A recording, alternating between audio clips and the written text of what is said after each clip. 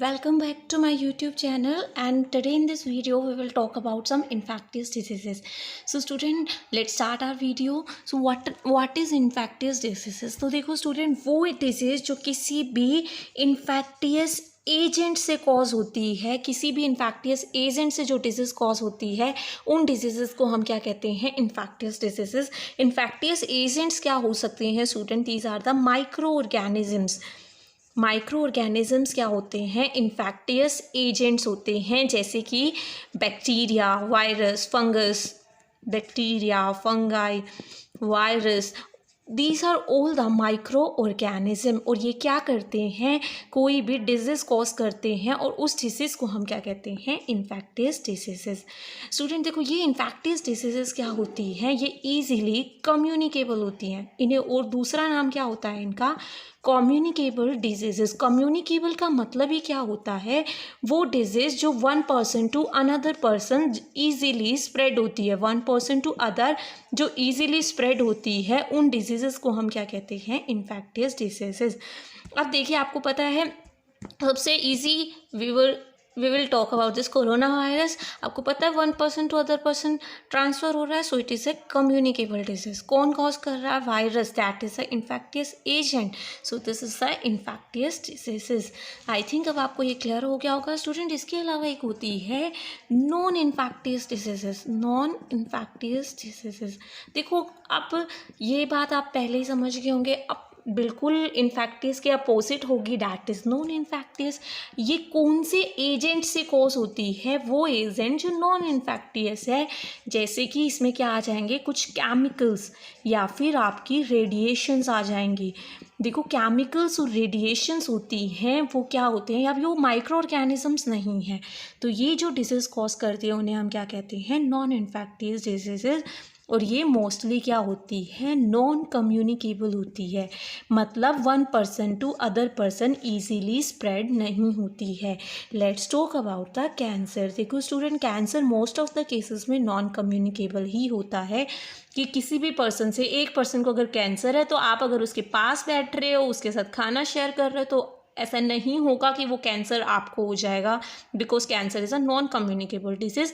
Cancer किसी भी chemical की वजह से हो सकता है, सपोज़ कोई टबैको खा रहा है या कुछ भी केमिकल्स की वजह से होता है, या फिर हो सकता है स्किन कैंसर कि आपको कोई रेडिएशन के साथ आप कांटेक्ट में आ गए हो, जिसकी वजह से आपको वो कैंसर हो गया. तो this is your non infectious disease, यानी वो डिजीज़ जो किसी दूसरे पर्सन से स्प्रेड नहीं होता है और जो इन्फेक्टियस एजेंट से भी कॉज नहीं होता है. This is the non infectious disease.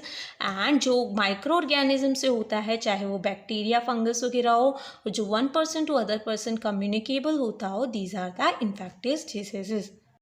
Okay student, देखो हमने इन्फेक्टियस जो डिजीज़ देखी, उसमें मैंने आपको बताया कि infectious disease are caused by the infectious agents. यही बताया मैंने. जो मैंने बोला, infectious agents can be virus, bacteria, fungus, protozoa. Virus, bacteria, fungus and protozoa, कुछ भी हो सकता है. अब देखो, अब इसके अलावा अगर हम बात करते हैं, these are the infectious agent. Agent वो है जो उसको किसी भी डिजीज़ को करवा रहा है, that is the agent infectious disease का. अब देखो, अगर स्टूडेंट हम बात करते हैं मोड ऑफ ट्रांसमिशन, कि ये जो एजेंट है जो डिजीज़ कॉज कर रहे हैं, ये किस किस तरह से ट्रांसमिट होते हैं. ये जो एजेंट है कि वायरस, बैक्टीरिया वगैरह हैं जो, वो आपकी बॉडी में कैसे एंटर हो रहे हैं. इनको कोई ना कोई जगह चाहिएगी ना अंदर जाने के लिए आपकी बॉडी के लिए. इनका मोड ऑफ ट्रांसमिशन क्या है कि तुम्हारी बॉडी में वो किस तरह से फैल रहे हैं. देखो सिंपल एग्जाम्पल, आजकल आप लोग बस यही देख पा रहे हो, कोरोना वायरस है. कोरोना वायरस आपकी बॉडी में मोड ऑफ ट्रांसमिशन क्या है स्टूडेंट? इसका एयर, फिजिकल कॉन्टैक्ट में जैसे ही आप किसी भी इन्फेक्टियस पर्सन के पास जा रहे हो, आपको हो रहा है. तो देखो, ये क्या है? Mode of transmission.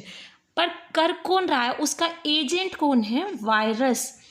अब ये नहीं कह रहे हवा नहीं है कर कौन नहीं रहा, हवा नहीं कर रही, कर तो उसे वायरस रहा है, पर वायरस को लेकर कौन जा रहा है, आपकी एयर, यानी मोड ऑफ ट्रांसमिशन वहाँ पर क्या है, एयर। तो अब मुझे लगता है आपको मोड ऑफ ट्रांसमिशन क्लियर हो गया होगा। वो मोड ऑफ ट्रांसमिशन मतलब वो जगह, वो मीडियम जहाँ से वो डिजीज़ आपकी बॉडी के अंदर आ रहा है। तो देखो स्टूडेंट, क्या क्या हो सकता है, वो एयर हो सकती है, वाटर हो सकता है कि आपने क्या तो हवा के साथ आपकी बॉडी के अंदर जा रहा है, पानी के साथ जा रहा है। स्टूडेंट कुछ होते हैं वेक्टर बोर्न, ये मैं अभी आपको बताती हूँ वेक्टर क्या होता है। फिर इसके बाद होते हैं सेक्सुअली ट्रांसमिटेड डिजीजेस। देखो ये तो है इनके मोड ऑफ ट्रांसफ़र कि एयर हो सकता है, वाटर हो सकता है, वेक्टर होता है और सेक्सुअल कांटेक्ट हो सकता है। देखो जो एयर से कांटेक्ट में, एयर के कांटेक्ट की वजह से फैलेगा उसे हम क्या कहेंगे, एयर बॉर्न डिजीज़। जो वाटर से होगा उसे क्या कहेंगे, वाटर बॉर्न। वेक्टर से होगा उसे क्या कहेंगे, वेक्टर बॉर्न डिजीज़। अब देखो let's talk about the air born. ये तो आपको पता चल गया कौन है, यहाँ पे एयर है। फॉर एग्जाम्पल कौन कौन से डिजीज़ आ सकते हैं एयरबॉर्न डिजीज़ में, देखो टीबी, ट्यूबरक्यूलोसिस, टीबी होता है। अगर आप एक टीबी इन्फेक्टेड पर्सन के पास जाते हो तो तुम्हें भी टीबी हो सकती है, क्योंकि वो हवा के साथ फैलती है। कफ कोल्ड, जो खांसी जुकाम होते हैं, अगर आप उसके पास बैठे हो इस पर्सन के पास तो भी आपको हो जाते हैं। तो ये भी क्या है, आपके एयरबॉर्न। आपने छींक मारी, आपकी जो छींक के साथ जो पार्टिकल्स थे, वायरस था इन्फेक्टेड, वो थे ड्रॉपलेट थे, वो हवा में चले गए। आपके पास में एक और पर्सन है उसके साथ, उसके अंदर चले गए, उसे भी जुकाम हो गया। आपका ये कोरोना वायरस भी क्या है, एयरबॉर्न इन्फेक्शन है। वाटर बॉर्न, यानी आपने गंदा पानी पिया, पानी के अंदर बैक्टीरिया थे तो उससे आपको ये डिजीज़ हो गया। सबसे अच्छा एग्जाम्पल है इसका कॉलरा।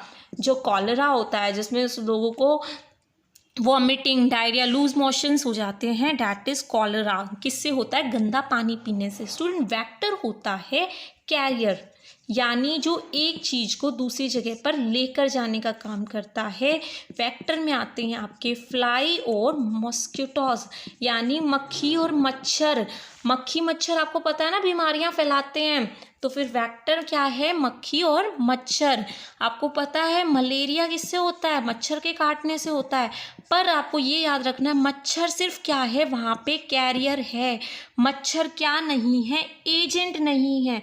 मच्छर ने डिजीज़ को फैलाया है पर किया नहीं। मलेरिया को करने का काम एक प्रोटोजोआ का होता है, और सिर्फ जो काम करता है उसको फैलाने का वो एक मच्छर है, मस्क्यूटो है, जिसे एनोफ्लीज मॉस्किटो होता है आपका, फीमेल एनोफ्लीज अगर हम बात करें तो। वो सिर्फ लेकर जा रही है पर कभी भी करती नहीं है, ये बात हमेशा याद रखना। सेक्सुअली ट्रांसमिटेड डिजीज स्टूडेंट वो होते हैं, इन्हें शॉर्ट फॉर्म में बोला जाता है STD। ये वो होते हैं जो कि क्या करते हैं स्टूडेंट, जो एक पर्सन से दूसरे पर्सन के साथ अगर किसी का सेक्सुअल कांटेक्ट है तो फैलते हैं। इसमें सबसे मेन आ जाता है एड्स जो डिजीज़ होता है वो किसी पर्सन के साथ क्लोज कांटेक्ट के साथ की वजह से ही होता है। इसकी फुल फॉर्म होती है acquired immuno deficiency syndrome. I hope आपको ये सारी चीज़ें एकदम अच्छे से क्लियर होगी होंगी कि इन्फेक्टियस डिजीज़ क्या होता है, जो इन्फेक्टियस एजेंट से कोज होता है, और इन्फेक्टियस एजेंट को कैसे हम एक जगह से दूसरी जगह पर जाते हैं, ये क्या हवा से, पानी से, या मक्खी या मच्छर फैलाते हैं इनको, इस वजह से ये एक जगह से दूसरी जगह पर जाते हैं। आई होप ये आपको सब कुछ अच्छे से क्लियर हो गया होगा। If you still have any doubt you can directly contact to me. Thank you so much.